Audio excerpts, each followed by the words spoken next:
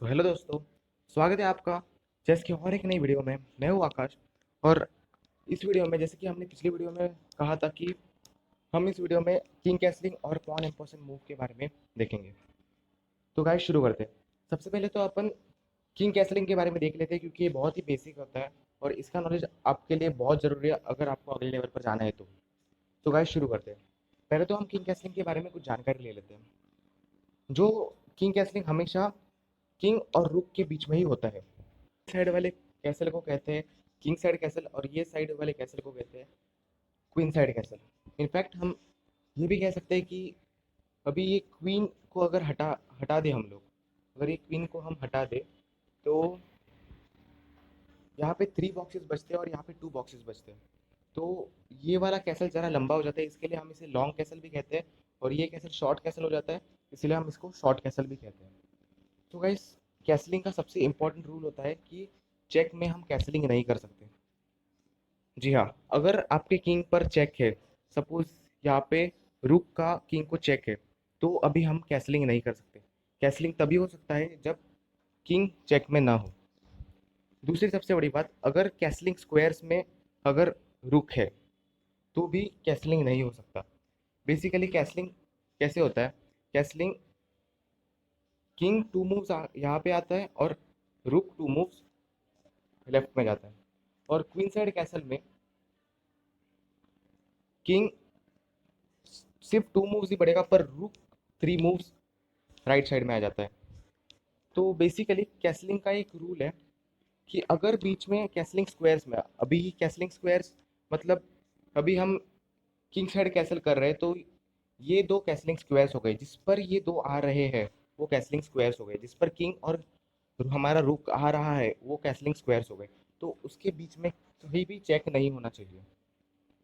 So guys, अभी basically अभी यहाँ पे रुक का F1 के स्क्वायर पर, मतलब हम कह सकते हैं F1 के स्क्वायर का अभी रुक का कैप्चर्ड है या उसने कब्जा किया है। तो हम अभी कैसलिंग नहीं कर सकते, क्योंकि यहाँ पे रुक का डोमिनेंस है। ये पूरे फाइल पर रुक का डोमिनेंस है, इसके लिए हम कैसल यहाँ पे नहीं कर सकते, किंग साइड कैसल नहीं कर सकते। जबकि हम यहाँ पे क्वीन साइड कैसल आराम से कर सकते हैं। दोस्तों, इतना हमेशा याद रखना है कि कैसल करते वक्त हमेशा पहले किंग को ही मूव करना है, क्योंकि अगर आपने पहले रुक को मूव किया तो वो कैसलिंग माने नहीं जाती। तो गाइस, ये था कि पूरा कैसलिंग कैसलिंग हर गेम में इंपॉर्टेंट होता है। कैसलिंग जितना करोगे आप हर गेम में, उतना ही आपको बेनिफिट मिलेगा अपने रुक को गेम में लाने के लिए। तो गाइस, ये सब रखते हैं साइड में। और अभी हम देखेंगे कि पॉन एम्पासमेंट क्या होता है। जी हाँ दोस्तों, पॉन एम्पासमेंट पे बहुत डिस्प्यूट्स होते हैं पॉन एम्पासमेंट पे। और ये जरा इंटरमीडिएट लेवल का है, बिगिनर्स के गेम में यूज़ नहीं होता है ये ज़्यादातर। पर तो भी ये बेसिक्स में ही गिना जाता है, क्योंकि ये रूल्स है चेस के। तो गाइस, स्टार्ट करते हैं पॉन एम्पासमेंट क्या होता है। तो बेसिकली दोस्तों, पॉन एम्परसेंट सिर्फ पॉन और दूसरे सैनिक या पॉन के बीच में ही होता है। 2 सैनिकों के बीच में ही पॉन एम्परसेंट हो सकता है। कौन से भी पीस के बीच में ये नहीं हो सकता। अभी हम देख लेते हैं पॉन एम्परसेंट कैसे होता है बेसिकली। तो पॉन एम्परसेंट बेसिकली अगर हम देखेंगे तो ये सिर्फ फिफ्थ स्क्वायर्स पर ही होता है। वाइट की तरफ से ये फिफ्थ स्क्वायर है और ब्लैक की तरफ से ये फिफ्थ स्क्वायर है। ये 2 स्क्वायर्स पर ही पॉन एम्परसेंट होएगा। और उसके भी हम आगे बहुत, ये ज़रा कंफ्यूजिंग है लिटिल बिट, पर आगे आपको समझ जाएगा कि क्या होता है ये बेसिकली। तो वाइट का पॉन ये फिफ्थ स्क्वायर पर ही ये कर सकता है, पॉन एम्पोजिशन करता है। और ब्लैक का पॉन ये फिफ्थ स्क्वायर पर ही पॉन एम्पोजिशन कर सकता है। सो लेट्स सी क्या होता है पॉन एम्पोजिशन। सो सपोज वाइट ने अपना पॉन बढ़ाया, किंग साइड पॉन बढ़ाया E4 पर, तभी ब्लैक ने अपना एफ का पॉन बढ़ाया F5 पर।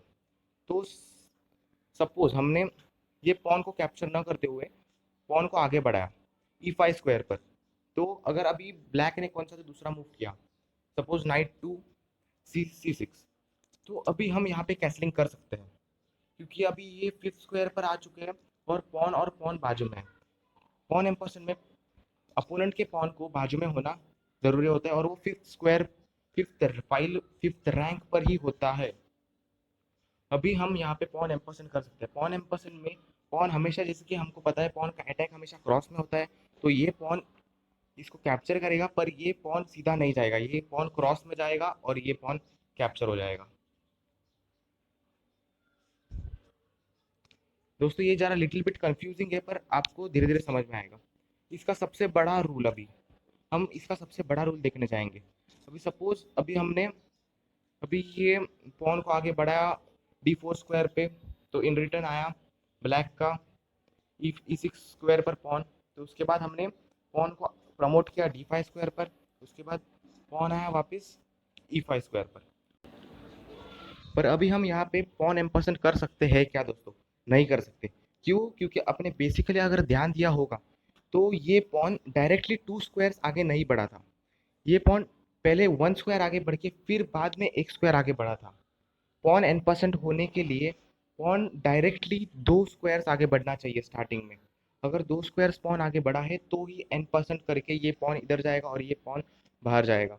अगर 2 स्क्वायर से पॉन आगे बढ़ा नहीं है तो ये एम्परसेंड नहीं होता, एम्परसेंड होगा ही नहीं, तो ये इलीगल मूव ठहराया जाएगा। सो गाइज अब व्हाइट के यहाँ से देख लिया, अब ब्लैक के साइड से देखते हैं क्या होता है। सो हमने ब्लैक को फ्लिप साइड्स कर दिया है, तो अभी let's start ampersand move from black. अब मैंने जैसे कि बताया था आपको कि ब्लैक की तरफ से फिफ्थ स्क्वायर तो व्हाइट का फोर्थ स्क्वायर होता है, तो ये बेसिकली ये रैंक में ब्लैक अपना एम्परसेंड मूव खेल सकता है। तो देखते हैं एम्परसेंड मूव ब्लैक की तरफ से। तो अगर हमने पॉन लिया B5 पर, अगर इन रिटर्न वाइट ने B4 खेला C4, तो पॉन अपना गया B5 पर, वाइट ने खेला बिशप टू E2। सो हाँ दोस्तों, अभी हम यहाँ पे 10% मूव कर सकते हैं, पर ये अभी जो ये पॉन है वो कहाँ पे जाएगा? सीधा जाएगा, ये पॉन के ऊपर जाएगा, या यहाँ पे जाएगा? तो जैसे कि इसमें रूल है कि जो पॉन से हम n% कर रहे हैं ये पॉन उसकी के ऊपर जाएगा और ये पॉन बाहर जाएगा, बस। This is called as the n% captures. जी हाँ दोस्तों, मुझे आशा है कि आपको ये n% कैप्चर समझ गया होगा अच्छी तरह से। यही वीडियो को आप 2-3 बार अच्छे से देखो और n% मूव समझो, क्योंकि आपके इलीगल मूव्स गेम में कम हो। सो हाँ गाइज, आज हमने कैसलिंग और n% मूव सीखा। सो दोस्तों आज के वीडियो के लिए बस इतना ही। अगर आपको वीडियो पसंद आया रहेगा तो please like, share, comment and subscribe. Thank you.